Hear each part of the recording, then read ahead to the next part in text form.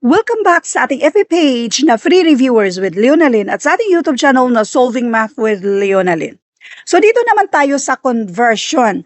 Kung meron pala kayong mga gustong gawa natin ng tutorial video, pwede kayong mag-message sa ating FB page na Free Reviewers with Leonalyn, lalo na kapag math yan siya. So anyway, let's do number 1. 5 meters to centimeters. Kadalasan, ang mga problema ng iba ay kung paano nga ba to siya i-convert, kung mag-multiply ba or mag-divide. Para hindi na kayo malito, ang gagawin natin, lahat yan, i-multiply natin to its equivalent in such a way na meron tayong makancel. Katulad nito, si 5 meters, i-multiply natin in such a way na makancel si meter at ang apelyido ay centimeter. Kapag ganito na yung arrangement, makancel na natin yung meter. So anyway, ang equivalent niyan, nito muna, ang isang meter ay 100 centimeter. So yung meter natin pwede na natin i-cancel, ang apelyido dito ay centimeter. So 5 times 100, kasi whole number yung 5 natin, automatic doon yan sa ating numerator naka-multiply, and this is 500. So, yung 5 meters, kung i-convert to centimeter, ay 500 centimeters. Baliktaran naman tayo. 120 centimeters. I-multiply pa rin natin ito in such a way na makancel si centimeter. So, nasa baba si centimeter, ang apelyido na natin ngayon ay meter. Ang isang meter ay equivalent sa 100 centimeters. So, pwede na natin yan siyang makancel. Ang apelyido natin ngayon ay meters. We have 120 divided by 100. So, ang gagawin natin ay i-move lang natin yung decimal.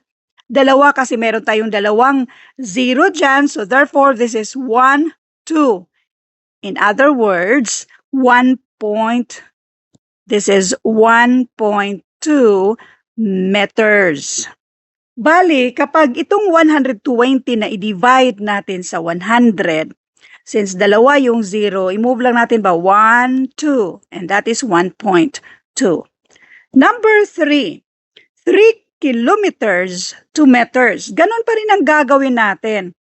3 kilometers, i-multiply natin in such a way na makancel si kilometer. So, nasa baba. Yung taas ay meter. Na 1 kilometer ay 1,000 meters. So, dito pwede na natin i-cancel yung kilometro.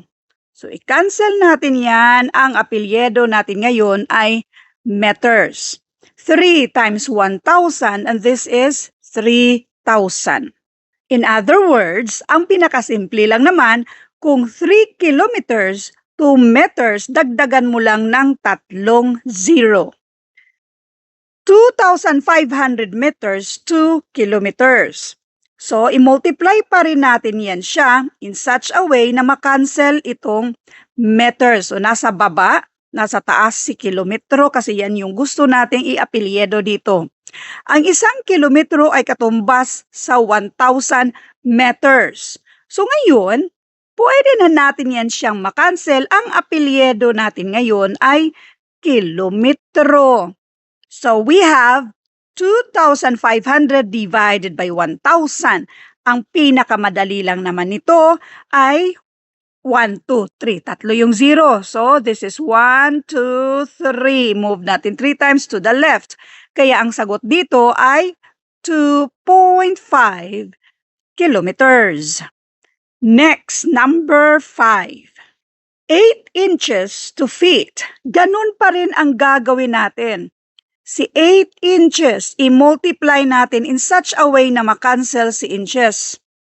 So, ang nasa taas ay yung 1 foot equivalent sa 12 inches. So, pwede na natin yang i-cancel. Ang apelyido natin dito ay yung foot.